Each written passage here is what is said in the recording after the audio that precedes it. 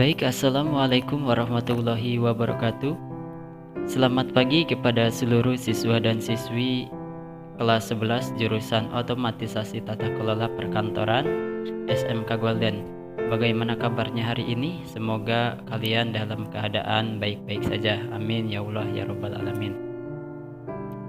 Kembali lagi dengan saya Aib Saifuddin dalam mata pelajaran Otomatisasi Tata Kelola Kepegawaian.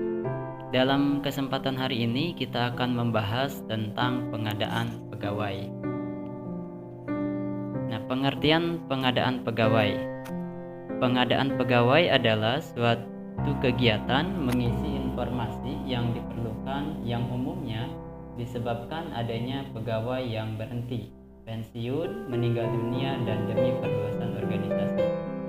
Pengadaan pegawai di perusahaan atau organisasi swasta biasanya menjadi tugas dan tanggung jawab bagian kepegawaian.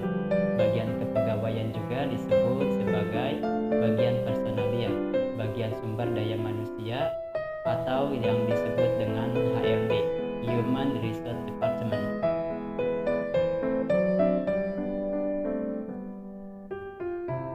Adapun tahapan atau prosedur pengadaan pegawai. Yang pertama adalah perencanaan kebutuhan, yang kedua rekrutmen pegawai, yang ketiga seleksi, dan yang keempat adalah pengangkatan, orientasi dan penempatan. Untuk lebih jelasnya mari kita simak di slide berikut ini. Perencanaan kebutuhan. Perencanaan kebutuhan pegawai adalah suatu proses awal dalam mengambil keputusan untuk merekrut tenaga kerja yang memiliki kompetensi sesuai dengan bidangnya, sehingga dapat bekerja secara efektif dan efisien dalam mengembangkan perusahaan. Yang kedua adalah rekrutmen pegawai, yaitu proses menarik pelamar pekerjaan menggunakan metode perekrutan dengan mengumpulkan para pelamar untuk diseleksi dalam upaya memenuhi kebutuhan pegawai pada suatu perusahaan atau organisasi. Rekrutmen ini bertujuan untuk menyeleksi calon pekerja sesuai dengan kualifikasi yang dibutuhkan oleh perusahaan atau organisasi. Nah, selanjutnya adalah proses rekrutmen. Bagaimana proses rekrutmen ini terjadi pada suatu perusahaan? Yang pertama adalah searching process, yaitu proses untuk mendapatkan pelamar yang sesuai dengan kebutuhan yang didapat dari sumber-sumber yang tersedia, baik secara eksternal maupun internal.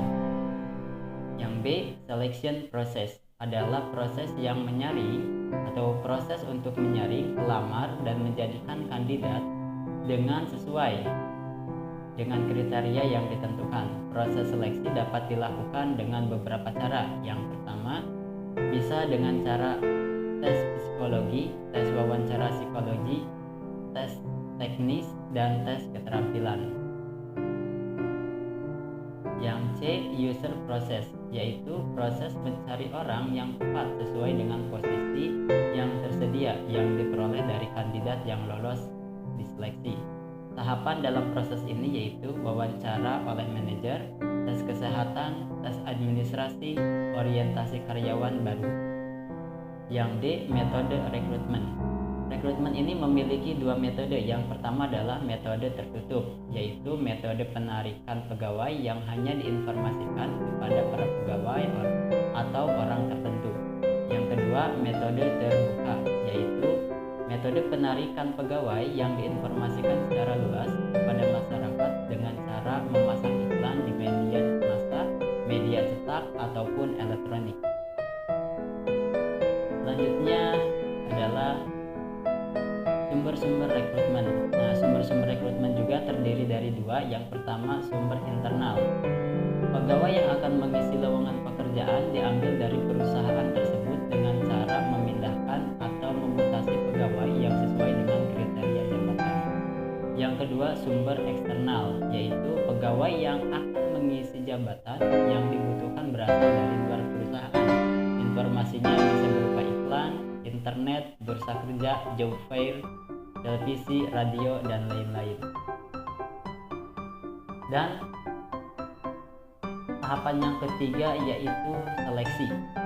Nah, seleksi adalah proses memilih suatu atau seleksi adalah proses memilih satu atau sejumlah pelamar terbaik dari lamaran yang masuk dengan menggunakan kriteria seleksi.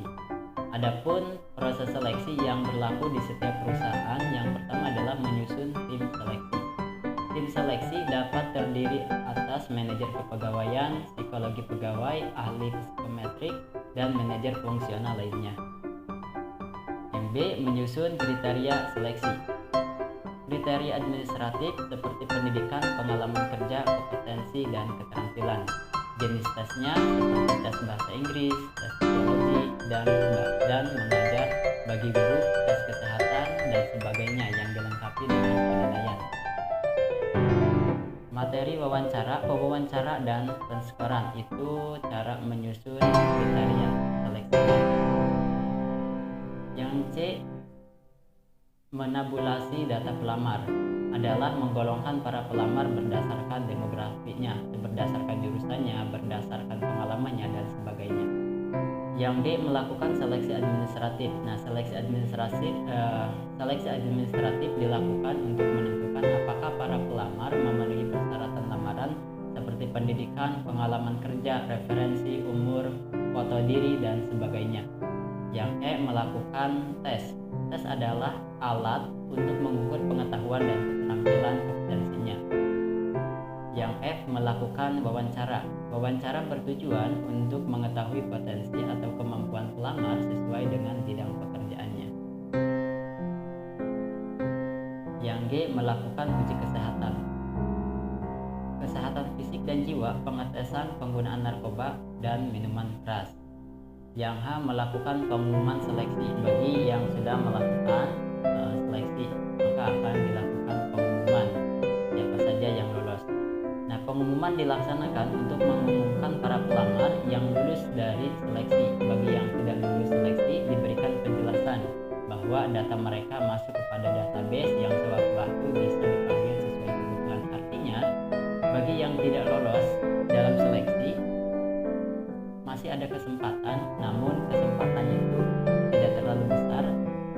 Suatu hari nanti akan dipanggil jika suatu perusahaan tersebut membutuhkan dan sesuai dengan kriteria yang sudah ditentukan. Nah, mungkin cukup sampai sini pembahasan kali ini. Jika ada pertanyaan, silakan ditanyakan melalui WA saya atau melalui Facebook saya atau melalui Instagram saya, bahkan boleh juga memberikan komentar di dalam e-learning atau di dalam link YouTube-nya. Terima kasih atas perhatiannya, semoga bermanfaat. Sekian dari saya. Assalamualaikum warahmatullahi wabarakatuh.